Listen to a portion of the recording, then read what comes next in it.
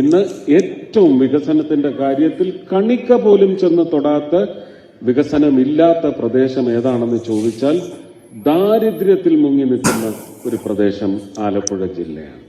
അവിടെ എയിംസ് പോലെ ഒരു പദ്ധതി വന്നു കഴിഞ്ഞാൽ ആ പ്രദേശത്തിനും ഒരു ഉയർച്ചയുണ്ട്. അങ്ങനെ നമുക്ക് വികസനത്തെ കാണാൻ പറ്റും. അല്ലാതെ എല്ലാം കൂടെ കൊണ്ടുവന്ന് എന്റെ തൊള്ളയ്ക്ക് വെച്ചിട്ട് അവസാനം എനിക്ക് ശ്വാസം മുട്ടുണ്ടാക്കുക എന്ന് പറയുന്ന അവസ്ഥയാണ് ഇപ്പൊ കൊച്ചിക്ക്. കൊച്ചിയിൽ ഇതിൽ കൂടുതൽ വികസനം എങ്ങനെ ഉൾക്കൊള്ളും? ഒരു സ്മാർട്ട് സിറ്റി വന്നിട്ടുള്ള ഒരു മൂവ്മെന്റ് പോലും ഒരുപാട് ബോട്ടിൽ നെക്കുകളാണ് അവിടെ. അപ്പൊ സ്മാർട്ട് സിറ്റി ഒക്കെ വന്ന സ്ഥിതിക്ക് കൊച്ചിക്ക് ഒരു വായു സഞ്ചാരം കൂടുതൽ കിട്ടുന്നതിന് ഈസിങ് എന്ന് പറയും, പ്രഷർ ഈസിങ്. അത് ആലപ്പുഴ ഒരു സാറ്റലൈറ്റ് സിറ്റി ആയിട്ട് വന്നാൽ പോലും വലിയ ഗുണം ചെയ്യും. ബഹുമാനപ്പെട്ട കേന്ദ്രമന്ത്രി സുരേഷ് ഗോപി അദ്ദേഹം പറയുന്ന വാക്കുകളിൽ നിന്ന് ഒരു കാര്യം കൃത്യമാണ്, വ്യക്തമാണ്. നമ്മുടെ നാട്ടിൽ വികസനം എന്നുള്ള സംഭവത്തിന് വലിയ രീതിയിൽ തടസ്സം നിൽക്കുന്നത് നമ്മുടെ സംസ്ഥാന സർക്കാർ തന്നെയാണ്. അല്ലെങ്കിൽ ആലപ്പുഴ പോലെയുള്ള കൊച്ചിക്കടുത്തുള്ള ഒരു പ്രദേശത്ത് അല്ലെങ്കിൽ ഒരു ജില്ലയിൽ വലിയ രീതിയിൽ തന്നെ അവിടെ എന്താണ് വെള്ളക്കെട്ടും വികസനമൊരിടിപ്പും മാത്രമായിട്ട് നിലനിന്നു പോകുന്ന ഒരവസ്ഥ. അത് ഇന്നും ഇന്നലെയെല്ലാം വർഷങ്ങളായിട്ട് ഇതേ ഒരു സാഹചര്യമാണ്. നമ്മൾ ചിന്തിച്ചു നോക്കുക, നമ്മുടെ നാട്ടിൽ ഇതുപോലെ ഏറ്റവും കൂടുതൽ ടൂറിസ്റ്റുകൾ വരുന്ന ഒരു പ്രദേശത്തെ വെറും നിസാരമായിട്ട് നശിപ്പിച്ച് കളയുന്ന തരത്തിലേക്കാണ് കാര്യങ്ങൾ മാറ്റുന്നത്. നമ്മുടെ രാജ്യത്ത് ഇപ്പൊ സുരേഷ് ഗോപി പറഞ്ഞിരിക്കുന്ന ഒരു പ്രധാനപ്പെട്ട ഒരു പോയിന്റ് ഉണ്ട്. അത് അദ്ദേഹം ഈ പറയുന്ന കാര്യങ്ങളില്ല. ഏറ്റവും മുഖ്യമായിട്ട് ആൾ പറയുന്നത് എയിംസ് ഈ ആലപ്പുഴയിൽ കൊണ്ടുവരുന്ന വിഷയത്തെ പറ്റി പറഞ്ഞു. അപ്പൊ അതിന് മുന്നോടിയായിട്ട് ഇദ്ദേഹം ഇതിന് മുന്നൊരു വീഡിയോയിൽ പറയുന്ന ഒരു കാര്യമുണ്ട്. രാജ്യത്ത് 27 എയിംസിനാണ് അനുവാദം നൽകിയിരിക്കുന്നത് കേന്ദ്ര സർക്കാർ. ഫണ്ട് എല്ലാ കാര്യങ്ങളും എല്ലാം സെറ്റാക്കി വെച്ചിരിക്കുകയാണ്. അപ്പോൾ ഇതിന് ഭൂമി അനുവദിച്ചു നൽകണം. അപ്പൊ രാജ്യത്ത് 23 സ്ഥലങ്ങളിൽ ഇപ്പോൾ എയിംസിന് വേണ്ടിയുള്ള ഭൂമി നൽകി അവിടെ പണി ആരംഭിച്ചു. ചിലത് പണി കഴിഞ്ഞിരിക്കുന്നു. ഇനി പണി കഴിയാനായിട്ട് കുറച്ചുകൂടി ഉണ്ട്. ബാക്കി 23 കഴിഞ്ഞാൽ 4 എയിംസ് കൂടി രാജ്യത്ത് വരാനുണ്ട്. അപ്പൊ അത് ഒരെണ്ണം കേരളത്തിന് തരാമെന്ന് പ്രധാനമന്ത്രി ഉറപ്പ് നൽകിയിട്ടുണ്ട് എന്നുള്ളതാണ്. അപ്പോ ആ എയിംസിനുള്ള ഭൂമി നമ്മുടെ ഈ കേരളത്തിലുള്ള മുഖ്യമന്ത്രിയുടെ നേതൃത്വത്തിലുള്ള LDF എന്ന് പറയുന്ന ഈ ഒരു ദുഷ്ടഭരണത്തിന്റെ കീഴിൽ അതിന് ഭൂമി അനുവദിക്കില്ല എന്നുള്ളത് 100% ഉറപ്പായിരിക്കും. കാരണം സുരേഷ് ഗോപി പറയുന്നുണ്ട്, കഴിഞ്ഞൊരു വീഡിയോയിൽ പറഞ്ഞു, അല്ലെങ്കിൽ കഴിഞ്ഞൊരു കലുങ്ക് സൗഹാർദ്ദ സദസ്സിൽ അദ്ദേഹം പറയുന്നുണ്ടായിരുന്നു, ഈ എയിംസിന് വേണ്ടിയിട്ടുള്ള ഭൂമി നൽകിയില്ലെങ്കിൽ സംസ്ഥാന സർക്കാരിനെതിരെ സമരം ആരംഭിക്കുന്നു, തൃശ്ശൂരിൽ കൊണ്ടുവരും.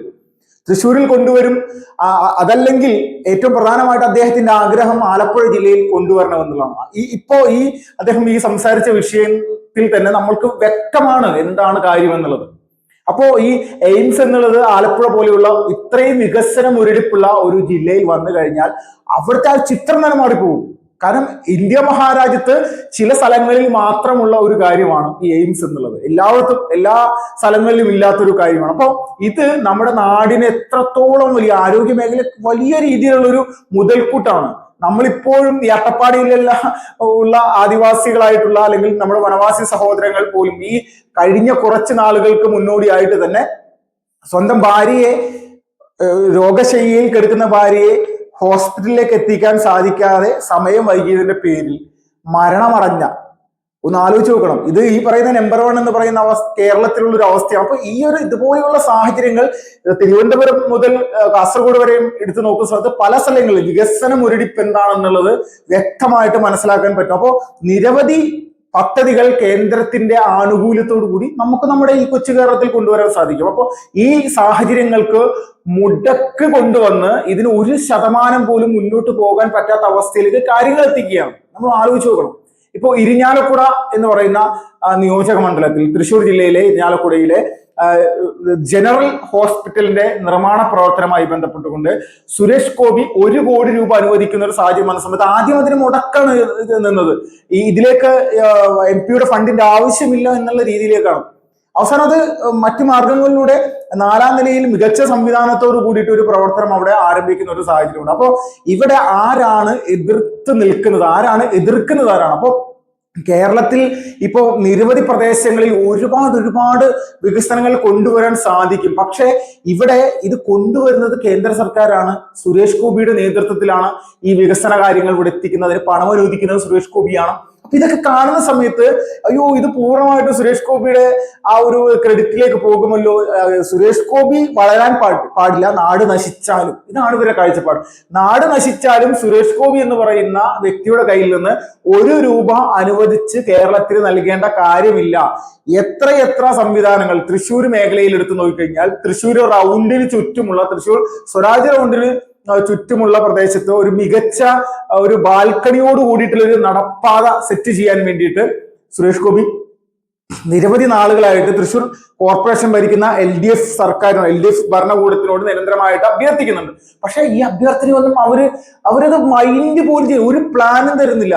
1 കോടി രൂപയായിരുന്നു അവിടെ ശക്തൻ മാർക്കറ്റിന് വേണ്ടി അദ്ദേഹം നൽകിയത്. അപ്പൊ 1 കോടി രൂപ നൽകിയ ശക്തൻ മാർക്കറ്റിൽ ഏകദേശം 68 ലക്ഷം രൂപയോളം മാത്രമേ അവിടെ ചെലവാക്കിയിട്ടുള്ളൂ എന്നതാണ് നമ്മൾ കാര്യങ്ങൾ മനസ്സിലാക്കി കഴിഞ്ഞാൽ വ്യക്തമാകുന്നത്. അപ്പോ നമ്മൾ ആലോചിച്ച് നോക്കുക, നമ്മുടെ നാട്ടിൽ വികസനം വളരെ ടെക്നിക്കലായിട്ട് കൊണ്ടുവരാൻ പറ്റുന്ന തരത്തിലേക്ക് വലിയ രീതിയിൽ ബുദ്ധിപരമായിട്ടുള്ള ചിന്തിക്കുന്ന ഒരു വ്യക്തിയാണ് സുരേഷ് ഗോപി എന്നുള്ള അദ്ദേഹത്തിന്റെ ഓരോ സംസാരത്തിൽ നമ്മൾക്ക് മനസ്സിലാക്കും. ഇപ്പോ നമ്മുടെ സംസ്ഥാനം മുഴുവനും കലുങ്ക് സൗഹാർദ്ദ സദസ് എന്നുള്ള പേരിലേക്ക് നമ്മുടെ നാടിന്റെ വികസന പ്രവർത്തനങ്ങൾ മുന്നോട്ട് കൊണ്ടുപോകണമെങ്കിൽ എന്തെല്ലാം ചെയ്യണം എന്നുള്ളതിനെ സംബന്ധിക്കുന്ന വിഷയങ്ങൾ കൃത്യമായിട്ട് അവിടെ സെറ്റ് ചെയ്യുകയാണ്. അപ്പോൾ ഇത് അതുമായി ബന്ധപ്പെട്ടുകൊണ്ട് നമ്മുടെ ആശയങ്ങൾ എങ്ങനെ ഇവിടെ നടപ്പിലാക്കാൻ സാധിക്കും എന്നുള്ളത് വ്യക്തമാക്കുകയാണ്. പക്ഷെ നമ്മുടെ തദ്ദേശ സ്വയംഭരണ സ്ഥാപനങ്ങളിലുള്ള ഭരണാധികാരികൾ പൂർണ്ണമായിട്ട്, പ്രത്യേകിച്ച് LDF UDF ആണല്ലോ, ഇവർ ഇതുപോലുള്ള ഭരണ സംവിധാനങ്ങൾക്ക് എതിരെ നിന്നുകൊണ്ട് നമ്മുടെ നാട്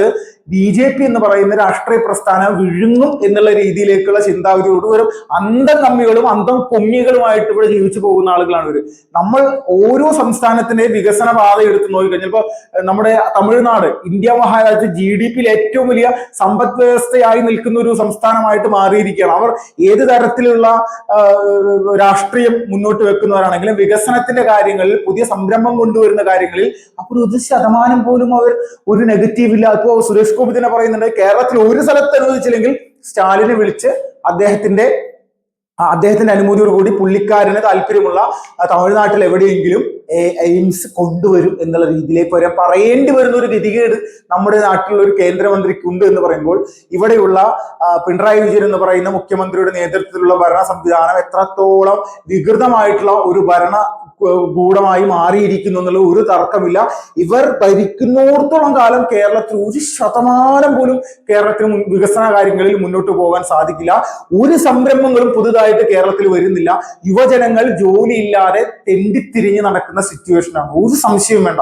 ഇത് ഒരു നാട്ടിലുള്ള ഏത് കുഞ്ഞിനോട് ചോദിച്ചാൽ തന്നെ മനസ്സിലാകുന്ന തരത്തിലേക്കാണ് കാര്യങ്ങൾ വ്യക്തമാകുന്നത്. അപ്പൊ സുരേഷ് ഗോപി പറയുന്ന ഒരു വിഷയം അനുസരിച്ച് ആലപ്പുഴ ജില്ല അദ്ദേഹം പൂർണ്ണമായിട്ടും തൂക്കും. കാരണം ആലപ്പുഴയിൽ എയിംസ് കൊണ്ടുവന്നു കഴിഞ്ഞാൽ പൂർണ്ണമായിട്ടും ആലപ്പുഴ ജില്ല സുരേഷ് ഗോപി പ്രതിദാനം ചെയ്യുന്ന രാഷ്ട്രീയ പാർട്ടിയുടെ കൈകളിലേക്ക് ചെന്ന് എത്തുമെന്നുള്ളതിൽ ഒരു തർക്കമില്ല. അത്രയ്ക്ക് വലിയ രീതിയിലുള്ള പ്ലാനിങ്ങോട് കൂടിയിട്ടാണ് അദ്ദേഹം ഈ പറയുന്നത്. കാരണം വികസനം കൊണ്ടുവരുന്നവർക്കൊപ്പമല്ലേ സാധാരണ ജനങ്ങൾ നിൽക്കുകയുള്ളൂ. അതിൽ ഒരു സംശയമില്ല. ആലപ്പുഴ ജില്ല പൂർണ്ണമായിട്ടും കമ്മ്യൂണിസ്റ്റ് കോട്ടയാണെന്നൊക്കെ പറയുന്നത് അതൊക്കെ തകർന്ന് തരിപ്പണമാകാനായിട്ട് ഇനി ഏകദേശം നിസ്സാര നാളുകൾ മാത്രമുള്ളൂ എന്നുള്ളത് കൂടിയാണ് സുരേഷ് ഗോപി സൂചിപ്പിച്ചിരിക്കുന്നത് എന്നുള്ളതിൽ തർക്കമില്ല.